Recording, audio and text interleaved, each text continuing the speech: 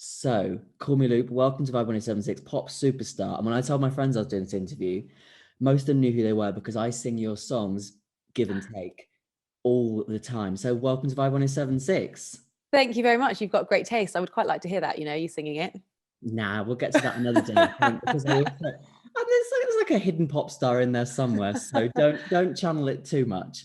Now, start at the start, Call Me Loop. Your Wikipedia, who knows who writes this stuff, says you Yeah. started music aged 5. Is that correct? I mean, I guess loosely. I've never actually properly studied music. I've only dabbled with recorder lessons, piano lessons and stuff. So for me, it's more about the top line. I write lyrics and melodies. So I've been writing poems and songs, like a cappella songs since I was microscopic. I mean, I was going through back at my parents, I was going through the cupboards to do a clear out, and I found loads of little kind of notepads from when I was tiny, and it was poems about my brother. And then I got to about 8, and then it started to be about boys who two-timed and stuff. I was ahead of my years. Enough. I know. So yeah, I've been wanting to be a pop star since basically the minute I realized I could sing, which was about 5. I love that they know that. The internet. Yeah, I know. I was when I saw the Wikipedia page, I was like, this is really thorough. They've done their research. This is something I always think about pop stars. Do you Google yourself, or do you tend to try and steer away in case there are just negative things on the internet? Do you know what? I don't think I've really ever Googled myself. I think the only time is if I know that there's a piece of press or something coming, and I know it's due that day, and I'm like, oh, I'll just see if it's out yet. But no, actually, and now I think I'm going to do it after this. Please don't. Although I feel it's all lovely things. It's just good to be in your own creative mind space as opposed to being. Yeah, but also I kind of feel probably because I'm still early days, so I can still say this, but I feel when you start to get a few haters, then you're okay, I know I'm doing something right, because that's when you're starting to make it. So I'm come on, give me a few. Someone once said they hated my radio show. I was like, yes, they did. Now, so you talked about poetry there, which is really interesting. When did you choose between poetry and being a pop star? When did that happen? I mean, the poems we're talking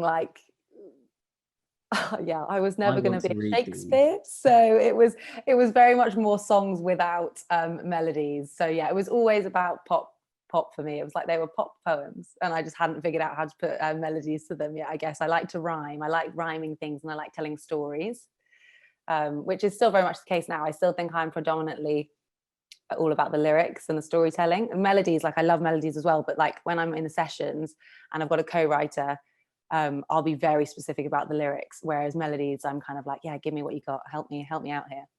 I'm fascinated by the production process of pop. So talk to me, how did your new single Rosé, what happened? Did you write it? Who did it go to? Where did it get recorded? All that stuff. So that actually wrote that in maybe April. I think it was April last year. So in the midst of the first lockdown, when it was really tough, there was nothing, you couldn't even go, to the first lockdown. I realized you literally couldn't even go get a takeaway coffee, could you? Everything was completely shut down. It's so weird now. There's been so many phases, I'm kind of forgetting what happened at what time. But anyway, I digress. Yeah, wrote it over Zoom with Magica and Joey Pereira, who are part of a duo called Joker. And I'd done one session with them in real life just before lockdown started when I met them, and we got on really well, and they were kind of really into the kind of disco pop vibe. So I actually ended up doing probably the majority of my Zooms in the first lockdown with them. And I didn't do that many because I didn't love them, to be honest. So the fact that I got a single out of one of them was quite surprising. But we were just kind of a bit depressed, and we were let's write something. I can't remember what the weather was whether it was really nice weather and that kind of prompted it, or whether it was crap and that made us be wishing for kind of a sunnier time. It's hard to remember the weather of the past year. Of course, it is really such a British thing, but yeah, I know, obviously.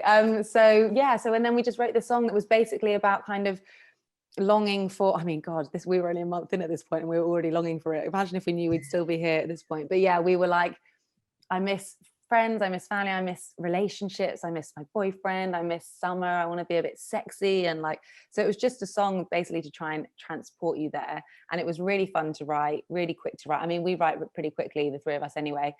So I wrote it over Zoom. I then just recorded the vocals in my home setup, which is very, very basic, and sent them over. So we had a demo. And then as soon as work was allowed again, a few months later, I went over to Matthew's house and recorded it properly with him. And then it was due to come out a bit earlier than it did, but because of COVID and everything, it got pushed back. But yeah, it was quite a simple process, really, just the three of us, and ended up coming out in November, which I was stressed about first. Then actually it turned out it kind of was perfect, because everybody really was craving an escapism song. So, and we were back in another lockdown, and it was about being reunited with somebody after a lockdown without saying as many words. So yeah, it's worked out really nicely, and you know, it's got legs. People are messaging me being like, it's on my list. It's the only song on my playlist for summer 2021 so far, and I'm like, yes, let's kind of keep it going. Sure. Well, it's like a pick-me-up pop song, which is needed at the moment. Yeah. And lots of your songs are about boys, relationships, of course. Yes. Where else do you draw inspiration from? I mean, it's embarrassingly 95% of it is that it's boys, past, present, future. You tell them. So let's say you did a song about Gary. Will you tell Gary before the song goes viral? It depends. So if Gary is still in my life and it could be taken like taken badly by him, then yes, I'll definitely give him a heads up. But if he's not, then I'm not going to reach out. Have you ever had it where you've released a song about Gary and then Gary's popped up afterwards and said, is this a song about me? I actually haven't. I've never had anybody bold enough to message and ask. I've had like friends of like male friends of boys message and be like, this is definitely about blah blah, and I'll be like, it's actually not. Or yes it is. So yeah, no, I mean, for the most part, I feel like, because songs take a while to come out, it's usually it's kind of okay, because you've maybe got a couple of years since whatever happened, so it's like slightly less raw. I mean, like I wrote Give and Take about my ex-boyfriend who I was with for 4 years, and I released it, wrote it just before we broke up and released it 5 months after we broke up. And then I bumped into him at an event, and he was like, congrats on Give and Take. Which he'd be fine with me saying. And also I've said before, like, Give and Take makes it sound like he was useless, and we were both equally as useless in terms of the giving and taking. So but when you're writing that song though, you want to vent some anger, so obviously that person is worse, of course. You don't that's just how you see it personally. But that's interesting, because I've listened to that song for a long time and wondered, what is this song about?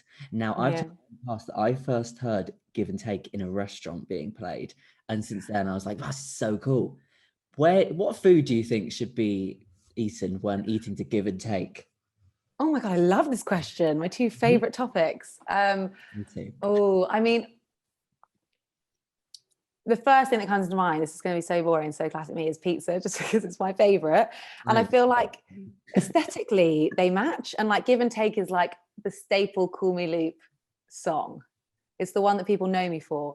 Pizza is the same, really. If my friends, if we were doing like word association and it was like Georgia or pizza, or that would be the matchup. So I would say pizza, probably. So the song Call Me Loop, Give and Take is the one people know you for the most. What song means the most to you though?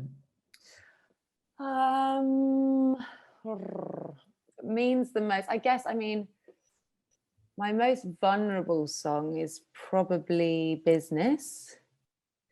What means the most? I'm actually gonna have to get up my discography here and have a look and just see if anything triggers.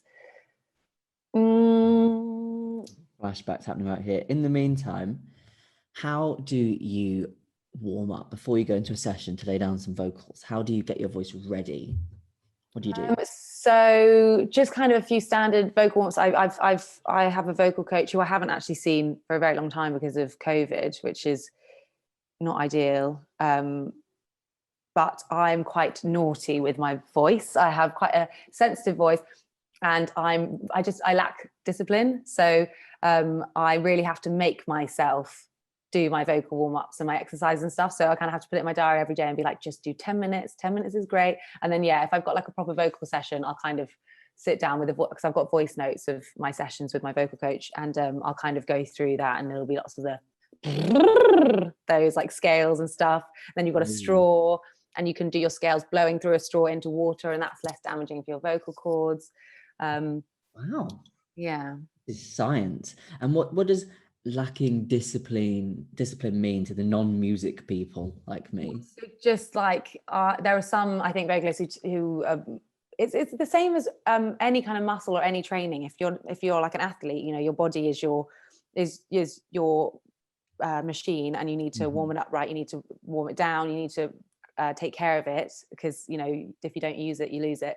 And similarly with your voice, it's the same. You need to keep it up, or it will tire quicker, or it will lose range, or you'll lose breath control. So it's just a case of doing certain exercises for certain things, and you should be doing them every day, not for ages. And it's one of those things where you just somehow you can't find 10 minutes in the day. And I know lots of friends who are the same, but then some who are very, very on it. And I think some who kind of go through phases, same as exercising. Sometimes I'll be really on it, and then I'll kind of fall off the wagon, and then have to get back on it. And two things. So firstly, what genre? I'm assuming we talked about earlier, disco pop. And secondly, we mentioned Sia there. Who else do you draw inspiration from? It depends really. I mean, I'm a real 90s baby, so I love and pop through and through. I mean, I listen to other stuff other than pop, but yeah, I mean, my music is obviously pop through and through. So, I mean, from when I was younger, it was all Christina, Destiny's Child, Britney, NSYNC, but then also like Amy Winehouse. I really love I mean, she's a storyteller as well, the lyrics. And also Lily Allen, she's a storyteller. I love her songs and like the lyrics and, you know, the sassiness. And then obviously at the moment, Dua Lipa, I love her new song. Ariana Grande, Lady Gaga, just all the power females really. I mean, I love male artists as well, but I draw inspo from, I guess, loads of people. Depends on the mood, depends on the day, depends on what we're going for. At the moment, I've actually been writing a few more sadder songs, which I've never really done before, and I'm quite enjoying that. So that's obviously, it's putting me in a slightly different kind of mindset, and I'm listening to different stuff. And obviously there's been a lack of live music somewhat in the last year. Let's talk about that. What does it feel to perform live? Do you get nervous, or is it exciting? Both. I mean, when I was younger, I had really bad stage fright. Like I'd sing and then I'd start sobbing, and my legs were shaking and stuff. So it was so bad. But then I just, like, the more you do it, the more you get used to it, and the more you start to love it. And yeah, I love it. I will always get very, very, very nervous. But then the minute you're on stage, it's just so exciting. So it's and I think you need a bit of nerves. I think if you didn't feel any like adrenaline before you went on stage, then it's like, why are you doing it? So I get a good combination of the two. And also my dad used to always be like, don't tell yourself you're nervous in your head, tell yourself you're excited. And so quickly that alters the way that you feel, because it's the same kind of, they're very similar. So just tell yourself, I'm not nervous, I'm excited. And just remind yourself that everybody in the audience wants you to be having a good time. If you're having a good time, they're having a good time. But I do think it is going to be weird coming back to shows after potentially 2 years off. Like I do think that's going to be a bit like, oh my God, when I do my first few gigs, I'm going to be pretty terrified. I mean, it's a silly question to ask, and I won't ask it, but can you imagine what stadiums or places for live music will look like? Will we all just be in bubbles? That's something for later. Otherwise, I know. It just makes me so sad, even that this year there's really not going to be any festivals or shows again. Like that's just really devastating. It is, and the fact that many things have come back, but that's still not coming back, and it's such a positive thing. People look forward to watching live music, and it's really escapism in the sense of TV is. It's just more of an event for people. We talked about earlier the process of your songs. I imagine you write lots of songs that don't get released or just sit in your notes on your phone. Is that right? Yeah, I've got so many demos. My SoundCloud is packed. What's like the process, or what's the checklist for a song that you think, oh, this one's great, I want to release this one, but what does it have to go through before it gets released? I mean, I think, to be honest, it's really just like you feel it, the minute you've written it. Usually, sometimes it takes a few listens, but like I usually know the minute I've come out of session, I'm like, okay, that's immediately going on the short list of maybe 5, and I'm writing maybe 2-3 songs a week, so there's a lot of songs, but it'll be something like, at the moment I feel like Rose is a slightly different vibe to the stuff that came before it, and I'm kind of wanting to capitalize isn't the right word, but like move in that direction, go slightly more I just want to go with a song that's slightly less obvious, maybe, and a bit edgier, and a bit more mature. So there's a few on my list, and I definitely want to get a more of like a vulnerable, like not a ballad, but like a slow kind of a sad banger out, because I haven't done any of that. And when I played some snippets on Instagram Lives, my fans really, really like those, and I think it's nice to kind of mix it up. I do then get like, the minute I start to think about it, I'm like, oh no, but it's just so fun putting out upbeat stuff. But I do think I think I'm getting to a point where I want to do a bit more of that as well. So yeah, it's a process. I talked to my manager about it. We have listening sessions. And we kind of cut it down, and I will go back and forth a lot. And it's really, choosing singles is really stressful, because there'll be so many I like, and it could be the case of whether your career kind of goes this way or that way, depending on what order you put stuff out in. So it is quite a stressful process, but I usually have a very strong gut feeling between like maybe 3 or 4 songs. And earlier I asked you to go through your songs, which one meant the most. Yeah. I almost forgot, but now I'm like, oh, I did ask that question. You did ask that. I would say probably Business. I feel like that was like a real moment for me, and I love the video. I love the sentiment of the song. It was very raw, and also kind of putting myself out there a bit, because it was very like openly showing that, like talking about the fact that it was the dealing with a breakup and like kind of stalking your ex-boyfriend and then you girlfriend. And it's like, that's like, you kind of have to be like, just like all pride gone, and like you have to kind of play into that with the marketing and stuff. So it was, my friends were like, oh my gosh, what are you doing? And I was like, yeah, but screw it, like that's what the song's about, and I want to be authentic, and sorry if it freaks them out. My ex and stuff. But yeah, so I think Business probably is the one that means the most to me. And to finish, we will look forward. What are your hopeful next steps? Obviously, getting back to live music, but what's next for you? Yeah, obviously back to live music as soon as physically possible. I've got a little idea baby at the moment for a little body of work, which I cannot give away currently. But asking, so then I'd ask about it. I can't give it away. I can't give it away, I'm afraid. It's those annoying things, you know, when people put it on Instagram, got some really exciting news that I can't wait to share with you, but I can't tell you anything yet. And it's like, well, don't even mention it then. Well, did you do that? I think I did on a Q&A, because somebody asked me about is an album or an EP coming, and I was like, potentially something kind of along those lines, and it's something I've not done before, but that's all I'm saying. So yeah, I was that annoying person. But it's, yeah, I'm basically, I've still like, I love Rose, and I'm not ready to kind of like say goodbye to that yet, so I'm not going to be rushing out a new single yet. Having said that, I do have a collaboration coming out next week with a Swedish artist, which I'm really excited about. So that will be announcing in the next day or two. So keep an eye out for that. Type song. Kind of, but it's an acoustic version as well. So it's very pretty. Ooh, so exciting. Why didn't I chat to you next week? Now this interview, whenever anyone watches this interview, they'll be like, why didn't you just know that song was coming out? Well, it's fine. It's fine. You can just start playing it. Just start playing it next week, you know, and then. Of course I will. We all will. Please do. Yeah, so that's coming, and then I will definitely have a new single out come summer, and then yeah, I've got a plan for something else fun, which TBC. Okay. I'm sorry. How annoying. I know, that's just how it works. So it's almost like now, if anyone comes on talking about their new show, original series, they're like, oh yeah, well, this is happening. We'll tell you the plot, but spoilers. So yeah, that's the music equivalent of telly doing that all the time when they talk about a series. Yeah, exactly. I'll tell you the plot line, but I can't. So that's the end of the interview. The 2020s we live in. Well, Call Me Loop, thank you for coming by 107.6. Thank you very much for having me.